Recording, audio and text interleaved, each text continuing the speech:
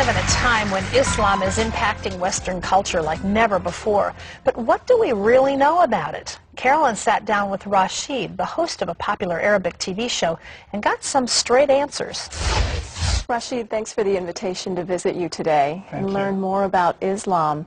And you host a program called Taking Off the Mask. Exactly. It airs on satellite television. People can also stream it on the web. Tell us a little bit about that.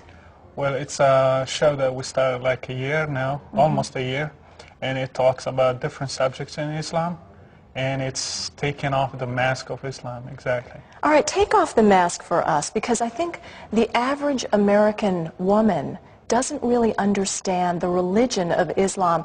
In fact, I was watching a women's show shortly after 9/11 where the host said that Allah and Jehovah are really just the same God. What would you say to that? Well, it looks, for the first time, it looks like if we have the same God. That happens to me when I was a Muslim and I was reading the Bible. But when you go further and you see some attributes to God and to Allah, you will make a big difference between the two. So Allah and Jehovah are not the same God? They are not. Let me give you some examples. From the Bible we can see clearly God is love. And all the facts in the Bible are based on this fact that God is love. When you go to Islam, you will not find a single verse that says God is love. Now, you grew up in the Muslim culture and became a Christian. What led you to that, and how did your family respond? Well, it's a big, it's a long story, but it started one day. I was like listening to a show in the radio, and that's the first time when I heard about Jesus. And I started like a long way of correspondence courses and comparing Christianity to Islam. At the end, I was like amazed. The gospel really is the truth. And Jesus is love, so that touched my heart and changed me totally. Speaking of love and the different religions, we look at Islam, Americans again, who don't necessarily understand, and we don't understand all the violence that we see around this religion on sometimes the most innocuous things, like a cartoon of the Prophet Mohammad. To us, most of our political and religious leaders will end up as a cartoon.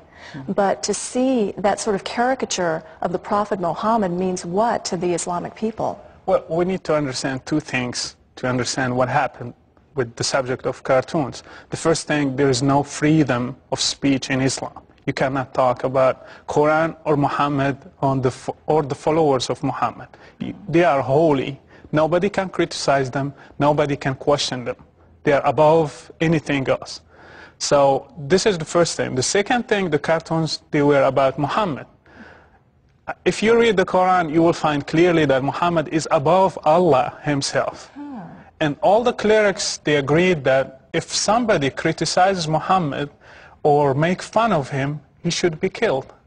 And above Allah? He's above Allah.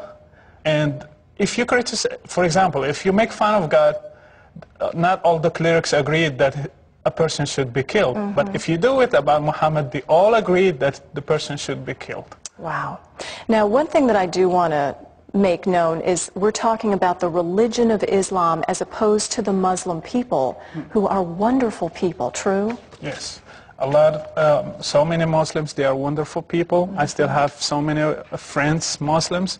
The majority of my family members, they're still Muslims. And they're wonderful people, they're peaceful, they're loving people. But the problem is with Islam itself. The teaching of Islam, they are violent and terrorism. There is a lot of terrorism there. There's a lot of jihad verses. So the problem is not with the people. It's with what the teaching of Islam is. Let's talk about that a little bit, because we hear about the Quran. And many Americans think, well, the Quran is just another version of the Bible. That's true. A lot of Americans think that. Tell us. It looks like the same the first time, because Muhammad was good in copy-paste, you know. He took a lot of verses from the Bible and he put them in the Quran. But if you go deep into the Quran, you find totally it's the opposite of the Bible. You will not find God is deceiver in the Bible. You will find God is the great deceiver in the Quran.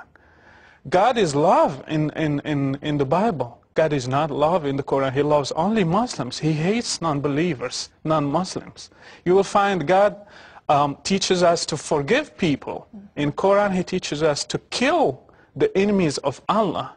And it's totally two different directions. It's not even close. Well, that's another confusing fact.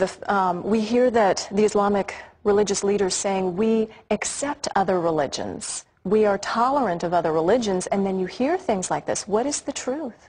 That's true. They keep saying that. But they need to give us proof. What the sayings of Muhammad, what the Quran says about it.